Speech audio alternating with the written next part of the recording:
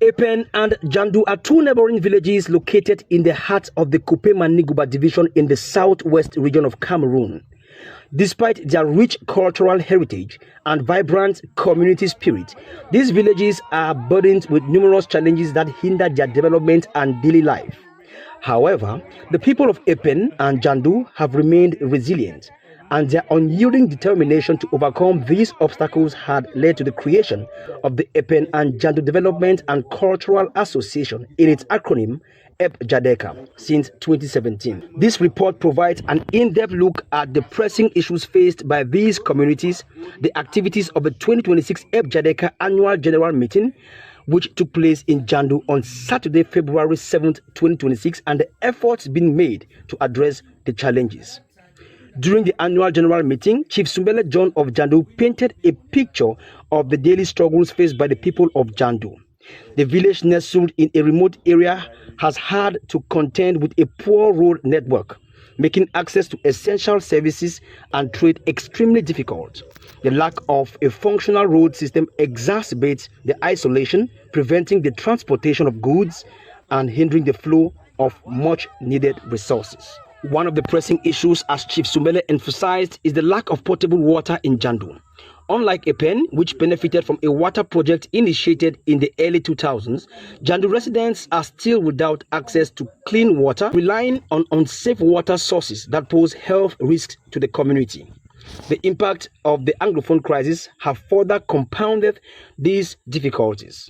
Schools in Jandu have not been functional for several years, leaving the children with limited access to education and creating long-term ramifications for the community's future. According to Chief Sumbele, this has led to increased illiteracy rates, especially among the younger generation, and has stunted the overall development of the village. We have so many challenges. As we're talking inside the meeting, we have our first challenge is road. Yes. If we have roads, some of our problems will be solved. Okay. Yes. Apart from that, we have problems of water. Yes, because deforestation is making us to lose a lot of that river there, that small river there is not flowing well again because of deforestation. So that is those are our major problems. Then the school, even the schools that function. Even those that function, they don't have enough teachers. Okay. Yeah, they don't have the teachers. When they come, they run and go. Yes, so those are our main problems here. On his part, His Royal Highness Nzoge Roland Ekoge, the chief of Epen, delved into the significance of the land in the surrounding Bakossi area and the Bakossi National Park. He spoke of the cultural, ecological, and economic importance of this land, which has long been a part of their traditional heritage. The people of Epen are custodians of the land and have maintained a strong connection to it for generations. However, Chief Nzoge highlights a looming change, encroachment of their land due to increased human activities within the Bakossi National Park. This land is not only vital for the local ecosystem, but also plays a central role in the community's cultural identity. The chief calls for urgent measures to safeguard these lands from exploitation, stressing the need for better governance and sustainable management of the Bakossi National Park to ensure that the natural resources are preserved for future generations. It's about the creation of a corridor being set by the National Park agents.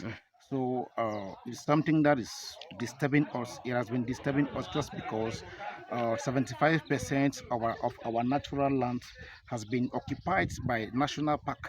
And so the land that we thought that maybe we could relocate the farmers. The government or the Cameroon government, in partnership with Bakossi National Park, they want to create a corridor, a Bayambo Bakossi Wildlife Corridor. So when they called us in banging for the meeting. We gave them our own opinion based on the creation of the corridor. So now let them to understand that if they are avoiding human-wildlife conflict, they should be prepared to embrace human conflict. If they want to avoid human wildlife conflict, it means they value animals than human beings. And in my area, we have nothing but primary activity that is taking place. So most of the children or the youths are based on primary activities. And I want to clarify you to let you know that Epen Ordan Bumut is one of the biggest village. And by so doing, the villagers or the youths need land, and they cannot acquire land when the national park agents have taken was the most fertile land. Despite the challenges faced by both communities, strides have equally been made, as Mr. Tete Gonzo, the Secretary General of Epjadeca, shared exciting news of the newly created Epen and Jandu Farmers Cooperative Society. But the villagers were curious to know how the cooperative will function and be managed. To provide them with clarity, another elite of the community by the name of Ekome Simon Enongene did the honors of explaining to them that this cooperative aims to provide support to farmers, enabling them to access better resources, equipment, and market for their agricultural products. In line with the Ohada Uniform Act on the rights of cooperative societies, the cooperative has been officially recognized and authorized by the Southwest Regional Chief of Service for Cooperatives and Common Initiative Groups. Ekome Simon Enongene further said the cooperative has the potential to significantly improve the livelihood of the people of Epen and Jandu. Through collective action, members will be able to access shared resources and expertise, which will increase agricultural productivity and improve food security. Furthermore, the cooperative will act as a platform for farmers to negotiate better prices, especially for their cocoa produce, and engage in sustainable agricultural practices. The Secretary General Tete Ngonzo added his voice on the subject matter by also explaining to the villagers that the cooperative will also contribute to reducing poverty in the region by creating new economic opportunities and fostering community solidarity. Journalist Mr. Charles, for the question you have raised. First of all, before I go to that question, I want to appreciate your effort for coming and for coming, especially for coming to cover this kind of occasion. And as you saw for yourself today, there's a lot of enthusiasm. So one of our objectives for last year, one of our projects was to create a cooperative, a society. And as we left that meeting, a lot has been done and the authorization has been given. You can see from the reception of the people that they have welcomed the idea. And so that already is an achievement for us. For out of the 2 projects that we planned, that one we can say has already been achieved because the cooperative has been created already.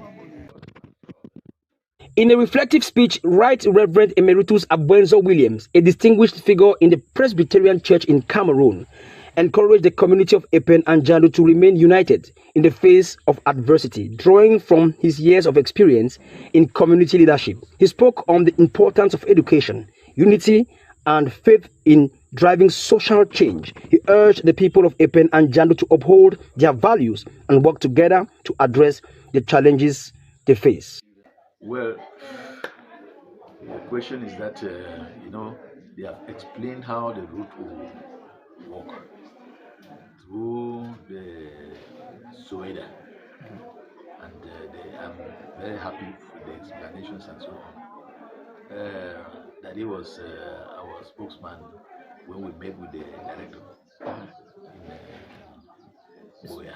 The question is that the young people should put themselves together and reason with the older people and learn to work with them so that no confusion is plaguing any place, especially Epen and Jandu. One of the most promising developments for Epen and Jandu is their partnership with the Southwest Development Authority, Soeda. In December 2025, Epjadeca elites met with the General Manager of Soeda, Dr. Bisong Tui Ogok in Boya, to discuss the rehabilitation of the road linking New Konyi to Epen Bajo, which cuts through the heart of Bakosi land. This road, originally created by the timber company Z&A in 1982, has never received any significant repairs. Soeda, on its part, has pledged to provide heavy-duty equipment for the rehabilitation of this road, with two options presented to the community. Option 1, full-scale rehabilitation with a cost of 42,818,000 francs CFA, where the community would contribute 13,456,500 francs CFA. Option 2, a more affordable option with a total cost of 40,550,000 francs CFA, where the community will contribute 4,727,750 francs CFA, with Soeda providing essential equipment like a bulldozer and low loader. The community has decided to move forward with the 50-50 option, which will ensure the road is graded quickly before the rainy season. The 2026 Epjadeca Annual General Meeting saw significant contributions from the community. Epen raised 3 million francs CFA, while Jandu raised 1 million francs CFA for the event. During the meeting, elites and the community members raised approximately 800,000 francs CFA to further support development projects. The meeting served as a platform for the community to discuss the ongoing challenges and propose solutions, particularly in relation to infrastructure, education, and healthcare. The resolve of the people to collaborate and take charge of their development was evident throughout the meeting, with the 2026 resolutions focusing on road rehabilitation, water access, educational infrastructure, among other matters. The people of Epen and Jandu, through the Epjadeca Development and the Cultural Association, have shown remarkable resilience in their pursuit of progress despite the challenges posed by poor infrastructure, lack of potable water, and the ongoing Anglophone crisis. Their commitment to self-improvement and community development continues to shine. The partnership with Soeda and the creation of a cooperative are promising steps towards a brighter future. The success of the 2026 Annual General Meeting reflects the strength of unity in addressing the challenges. With continued effort and collaboration, the communities of Epen and Jandu are on a path to a better and more sustainable future. This is the heart of Bakosi land. We are in Jandu village, a community just 5 kilometers away from the Epen village, whom together have forged an alliance called the Epjadeca community. That's the Epen Jandu Development and Cultural Association. This is why we are here today, because we just backed up the annual general meeting which they have, and it was a very successful one where the Epen community raised over 3 million francs CFA and the Jandu community raised over 1 million francs CFA, and together they want to see how they can revamp and revitalize and even rehabilitate the roads networks in this place. But it is also a very sad story to say that these particular communities are going through hell. When I mean hell in itself, because of the fact that they have poor road networks, which is one of their major problems right here in this community. Also, the Epen community has benefited from initiatives like the water project, which was initiated years ago, but then Jandu community is still plagued by this phenomenon. Up north, the other neighboring villages like Boka, we have another village to the east, which is called New Konye, which is the Basosi village, and there are so many people who live in these communities from different parts of Cameroon. We have people from the northwest region. I'm talking about Com people, and other people from the northwest. We have people from the Basosi land. We have Bakosi people here, and we have Oroko, Bakundu, and so many other people who live in these communities. The people here are clamoring for change. They voted for a president who has given them everything, according to what so many of them told me, but then they still need a lot of change in these communities. They want the road networks to be improved, they want the water project to be perfect, and they want people here to actually feel comfortable in their skin. It is also safe to say that they have also talked about reserved land, which the Bakos National Park has. The question left unanswered is, how do they move forward? The Southwest Development Authority, SWEDA, has decided to partner with the authorities of this community to see how they can revamp these roads. They have come with an agreement which we are going to tell you in our reports. And it is very important to also note that the people of this community are thinking of doing a lot of things for their people. For example, they came up with an initiative called the Cooperative. A cooperative where the cocoa farmers here are going to be able to store their cocos in different cocoa stores in Jandu and Epen respectively. And for that reason, they came up with this cooperative. And this cooperative is the idea where everybody is going to make sure that money is going to be in safe hands and there will be no middleman between their transactions. Ladies and gentlemen, this is the heart of Bakosi land. Epen, Jandu, Boka, Nyukonye, Bangem, Tombel are all around these areas. But I want to just remind everybody that we are calling on the elites of these communities to come and see what they can do for their people. It is also very important to also note that the schools have not been going on ever since the Anglophone crisis, which is a primordial and important factor to note because we want our children of these communities to go to school, to be educated like the elites whom we respect a lot.